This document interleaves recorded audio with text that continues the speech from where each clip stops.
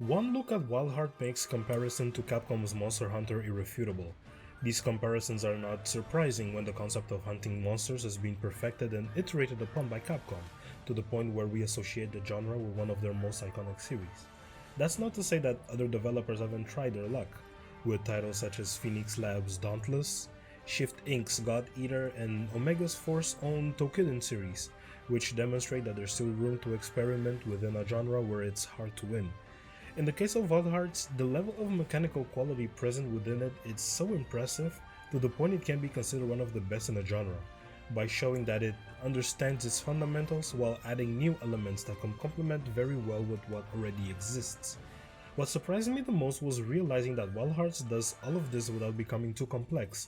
On the contrary, it is one of the simplest in the genre, offering depth for those who want to take full advantage of all the systems at their disposal, but remaining an easy entry for new players interested in the genre, although it does suffer from serious technical problems.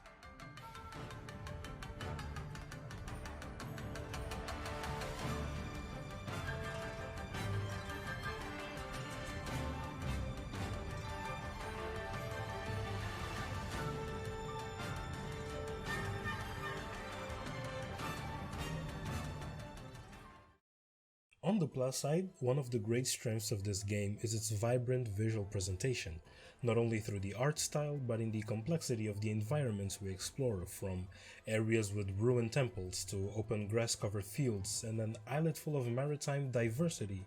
Each area offers a unique and distinct ecosystem that varies from chapter to chapter. That said, it is clear that in terms of fidelity, the game is not as compelling to look at, even though it's an exclusive for the new consoles, and at times it can even be mistaken for a PS360 gen game, particularly the Xbox Series S version, which you should avoid at all costs. But the impact is understandable due to the many dynamic and destructive elements at play throughout the battles with the Kemono, the monsters of Wild Hearts. One of my favorite aspects of the Kemono is how each one has a clear and distinct visual language, which allows for a good read on their weaknesses and the types of attacks they perform, since they are based on animals.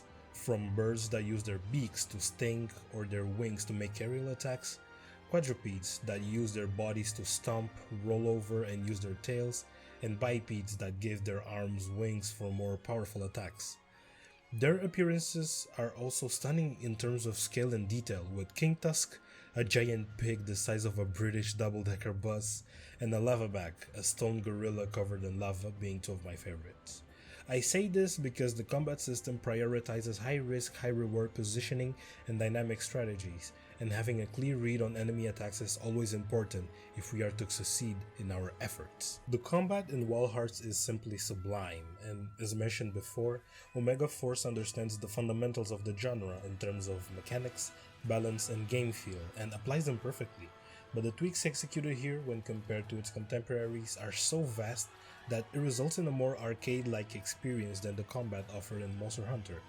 Movement is fast and precise. Several attacks can be cancelled mid-combos, and of the 8 weapons available, each offers a unique mechanic that when mastered, gives us an advantage during hunts. For example, a sword that can be transformed into a whip. An umbrella increases damage dealt each time we attack frequently or block at the right moment, and a staff that contains 5 variations. During my time with the game, I created 2 builds, one focused on the umbrella and the other with the claw blades, which I would say the closest reference is the omnidirectional mobility gear present in the Attack on Titan anime. But besides these 2 weapons, I also spent quite a bit of time with the other ones, which made me realize that my playstyle compared to Monster Hunter is based on variety, and there is a relish in finding the right weapon for any particular kimono, especially in solo sessions. For example, I enjoy using the umbrella against the King Tusk, as his large body allows me to spam attacks and increase my gauge, and the bow and arrow against Lavaback, who at close range can be a pain to deal with, especially with the moves that can one-shot you. In addition to this basis, we have a mechanical novelty through the Karakuri, constructive objects that offer an important element of depth to the point of defining our victory or defeat in certain expeditions. Similar to Fortnite, where we can build structures at any instance, the Karakuri offer a similar level of creativity based on 3 tiers of complexity. The first layer, called Simple, allows us to assemble boxes to reach high places, trampolines to dodge, gliders to cut corners, and other options that can be combined to form defensive and offensive structures. This is where the second layer comes in, known as fusion, where we can set up walls, hammers, cannons, harpoons, traps, healing mists, and many more.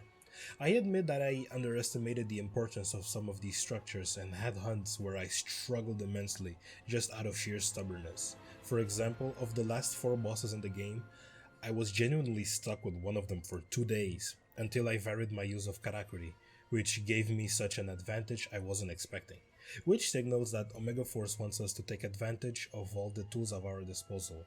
Of course, we can play with different strategies that are unique to us, and you see that online with players making builds focused on Karakuri rather than weapons, for example, which is super impressive. Outside of combat, the Karakuri also play an important role in navigating the areas we frequent, these being vast and open similar to Monster Hunter, full of hidden paths and secrets to be discovered. Here presents the third layer named Dragon, where tents define our fast travel points, towers locate the nearest kimono, zip lines that take us from point A to point B, among others that also serve a decorative purpose. By the way, if this excess of information seems a bit intimidating, don't worry, because the game does a good job of carefully explaining the function of each mechanic and even hinting at some hidden mechanics, which is something I love. In terms of customization and improvements to our equipment, the game was well balanced with the rewards we receive from the hunts and the materials we collect throughout our expeditions, which are well explained by the encyclopedia present in the menu. But I have to admit that there are times when the grind can be too much, sometimes absurd, and although there are several karakuri that help us in this aspect, the game can seem unfair for the number of resources it gives us. But this will always depend on our patience and dedication. When it comes to the narrative, one of the aspects often neglected or underdeveloped in these games, I felt it was neither bad nor perfect, but somewhat solid and with a heart that keeps you invested from beginning to end.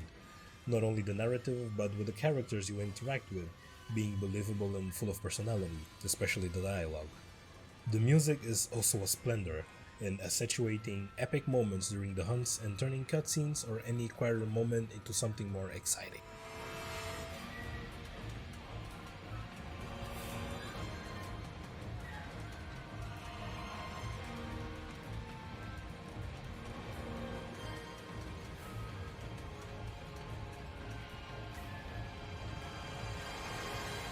The only major current plague is the online, which remains unstable. At its best moments, a group of 3 hunters, each with different weapons performing their role, results in exhilarating moments, and at its worst, it results in monsters teleporting from one place to the other and connections abruptly cutting out. These problems will be addressed in the coming weeks, but if you're in a tough spot where you want help from other players, you'll have great difficulty managing, as I have during my last few hours. The technical side is also a disappointment, especially in the state it released in. For context, I'm writing this review 2 weeks after the game's release, and even with improvements that put it in an acceptable state, I still logged several issues, especially in the PC version.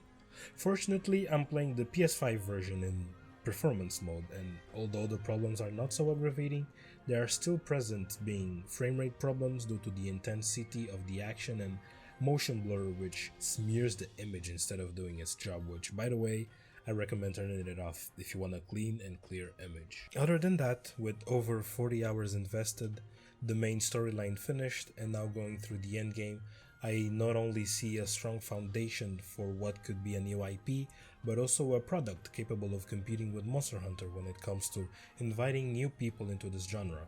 And with the confirmation of free content on the way, the future looks promising for Omega Force and Wild Hearts. While we're at it, if you enjoyed the video, leave a like, comment, share, and subscribe. And I'll see y'all in my next video, and have yourselves a damn good one.